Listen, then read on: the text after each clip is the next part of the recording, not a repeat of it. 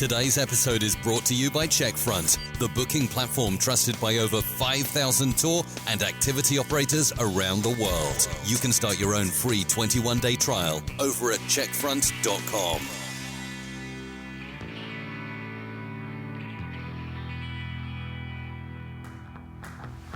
Welcome to the Tourpreneur Podcast. Travel industry veteran Shane Whaley will take you on a journey with fellow tourpreneurs, sharing their tips, ideas, insights, and success stories to inspire you to make your tour business the best it can be. And now, here is your host, Shane Whaley.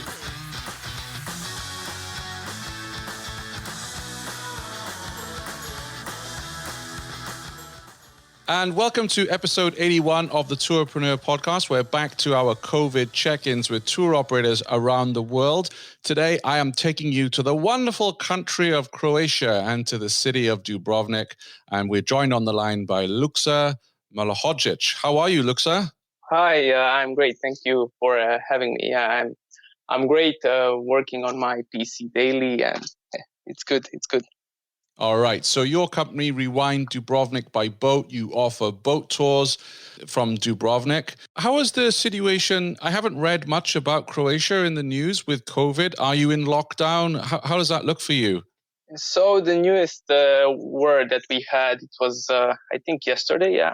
Yesterday, we don't have anymore a 14-day quarantine when you arrive in Croatia. So It's, I can say every week we have a good news, but it's a new normal. It's not normal that we had. It's still the cafe bars are open, but it's 2 meters from each table. The outer terraces for the restaurants and bars are much smaller in the table count. Of course, they are wider, but you can see, the city is breathing a lot from there. We have a airplane travel now again. It's just from capital city Zagreb to Dubrovnik, and I think it's Zagreb Split also. And daily, I think there is a daily flight on Zagreb to Frankfurt, and it's for sailors that are returning home, and reparation flights to Croatia. Mm-hmm. Yeah. And for those of us who are not familiar with Croatian tourism, when does the kind of season start? The start is, I would say, end of March. The first cruise ships are coming, and the crazy part of season is June, July, August. It is unbelievably hard to live here. Are you hearing anything from the authorities there about when you can open up again? They are saying something about July. Wow. July, that we could maybe have some international flights, but that's just some news portals are saying it's nothing official. It's just a word. But the first tour that I had, the first reservation for this season was at 1st of April. Yeah, so I was really, really happy about it. And then, and around at the middle of March, it started with an emails with the cancellations and the regular stuff. How much do you depend on international bookings? Is that the bulk of your business? International booking is 100% of my business. 100%. Right. Yeah. How reliant are you on the cruises then? I have around, I would say, 10 to 15% of tours from the cruise ships, and they mostly come from OTAs. I have some from MSC company, I think, as NCL. Those are the companies that come here and in Dubrovnik, and it's people from Sweden, from Norway, mostly from those countries that we book over Viator most. And I imagine you're getting a lot of. I'm not quite sure. I'm not a huge Game of Thrones fan, I'll be honest, but I read that lots of people are visiting Croatia because of Game of Thrones, correct? Yes, that is. Well, we have a clientele from, I would say, 20 till 35 years old. That is the main clientele for, Game of Thrones tours, and it went really, really skyrocketing when that was filming, and still now, it finished, and now everyone wants to see where the finale was filmed. It was filmed here in Dubrovnik also, of course, when the Yeah, and when the dragons burned down the whole city. I never watched it, but I have a lot of friends that watched it. And you lost me at dragons. That would put me off. Not my cup of tea, but I know it's hugely popular, so I'm not going to knock it because I don't want listener complaints.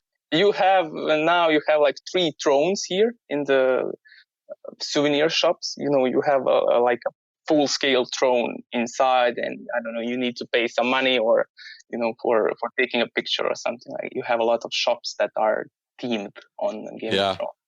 Yeah. All right. So how are you spending your time right now? Because obviously there's no bookings coming in. What are you doing to plan for the recovery? I'm working on my website, of course, for direct bookings. I am actually rewriting some descriptions on OTAs. I'm putting in new pictures there. I edited some pictures to look a little bit, better, more colorful. So they, stick out from the crowd, because Dubrovnik is really crazy regarding tours. Also, there is a lot of competition in any kind of tour part, from boats, from food tours, and so on. So I need to stand up. I think the OTAs will help a lot now in this process when everything starts. So I think it's a smart plan, to have them on let's say on my side, when everything starts. Yeah. So, which OTA has been most successful for you? For me, it's Viator. Yeah. Viator. Viator, yeah, it's the most successful since this. After Berlin, I was there on arrival, and we were at the Get Your Guide, and they accepted me also on their platform. So I was really happy to see how will that work for me. And then the COVID came, so I just put into Google as we were chatting Dubrovnik boat tours, and I get almost 2 million results in Google. Just look at how competitive. But I do see you listed there, Explore Dubrovnik. So that's you, right? Exclusive private boat tours? No? Explore Dubrovnik. No, the Explore Dubrovnik is a competition, I think. Yeah. Oh, all right. My website is actually, I think, 2 years old. So I don't think it's competitive. There's people here that do this for at least 10 years, and I made a new website 2 years ago. So I think I cannot go still in a direct fight. I am going towards it. That's why I'm using the money from the OTAs and that I earn to improve the SEO and everything that. Do you have a Google My Business listing? Yes, I do. Okay. Well, if there's, I know we have SEO experts who are listening to the show today. So if you look at Lukša's website, which is rewind.dubrovnik.com, if you see anything obvious that he's missing here, drop him a line and let him know. We'd really appreciate it. Don't sell to him, right? Because none of us have got any money right now. But if you see something and you want to help the guy out, reach out to him on rewind.dubrovnik.com. What's your feeling on virtual tours? This is a big buzz right now that's out there. Are you in favor or against? I would say I'm against as a tourist and as a tour operator. In my line of business, where with the boats, it's really heavy to make up a virtual tour with that, because it's more of the experience than it's from, some historical facts or something. It's hard. It's hard to recreate sun-kissed, skin after a whole day tour, and that's hard. But as a tourist, I don't know. I would do it maybe if I'm really bored. But when I'm traveling, I was in Morocco. I was there with on a private tour also, and on the tour, you need all 5 senses working. The smell that you are going through the street. Yeah, sometimes it stinks, but sometimes you come to some bakery, it's amazing, and then you need to hear the people, and the tour is experience also. So it's really hard to put that on a PC or a phone. It is, and I don't want to go too long on this because I think I've made my thoughts pretty clear on previous episodes. But, I went on the Pompeii tour with walks.com, and it was a great tour. I mean, production was good. The tour guide was superb. But the problem for me was at the end there's, questions, but I didn't really have any questions because when it's a one-way interaction, you're not really stimulated to ask a question. Whereas when you are stood in a temple or in a square, you see something that the tour guide hasn't mentioned. You're like, oh, what's that building over there? Or, hey, do you know anything about this painting? Or even, where's the best place to eat around here? I was thinking of my stomach.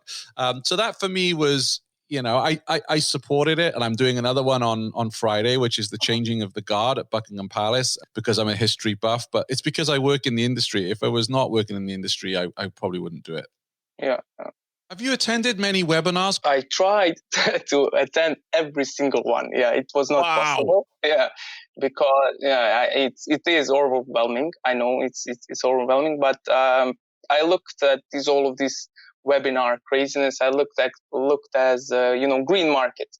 You have offering of this, you have this, and I took what I need. And I need some SEO. I needed. I don't know about, there was this latest one on the arrival for reviews, and, I would like to hear about that. I start some, I don't find it interesting. I stop. I'm not pushed. So, I think it's very good. And I'm really thankful for your podcast also. And for the arrival, it was a ton of content for tour operators. Really, it was. What do you think has been the biggest learning for you recently? From some of the webinars you attended? What's one thing where you're like, oh, wow, I must apply that to my business, or this has given me something to think about? Well, it's the most, the thing that I need to apply to there's a lot of things that I need to apply to my website, and I'm attending most webinars, regarding on direct bookings and on Facebook advertising. That's really interesting for me, and some, sales funnels that I can make via email marketing. Also, I never done email marketing because I'm a rookie in this industry, and I'm still learning. So I think that I watched a lot of webinars, and I read a lot of articles about email marketing. So that will be my biggest take from all of this. Yeah, absolutely. And if there is someone listening to the show today who is could come on and share more about email marketing, how you've applied it to your tour business, I would love to invite you on, because I've had a lot of people writing to me on that subject. And there's a lot of theory out there, Lukša, but I want to talk to people who've actually implemented it for a tour business or an activity, so we can learn from them. So Hvala vam. That's very nice. Yeah, sretno. Thank you very much. Yeah. So, you for our listeners, you listen to Tourpreneur and you learn a bit of languages. That's Hvala vam is thank you in Croatian, and sretno is good luck, I hope. Yes, you passed this test. Oh, good. Phew. Okay, important words to know. What's the word for beer? That's another word I need to know when I come to Dubrovnik. Pivo. Okay, yeah. It's interesting how the Eastern European languages, pivo, piva, it's the same word, right? Yes. Bosnia, Serbia, Macedonia. Yes. Wherever you say it's exactly the same. Pivo, see, that's good of the Slavonic languages to make it easier for us to know the word for beer. So Lukas's website, as I said, can be found at rewinddubrovnik.com. Go check it out. If you've got any advice for him, please drop him an email, and come and chat with him on the group, which you can find at tourpreneur.com/Facebook. Thank you, Lukša. Thank you very much, Shane.